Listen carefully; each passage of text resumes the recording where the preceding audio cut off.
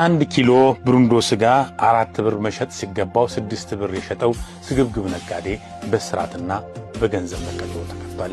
ቀጣዩ ዘገባችን በአዋጅ ከተተመነው የስጋ ዋጋ አስበልጦ ሲሸጥ የተገኘው ነጋዴ በእስራትና በገንዘብ ተቀጣ።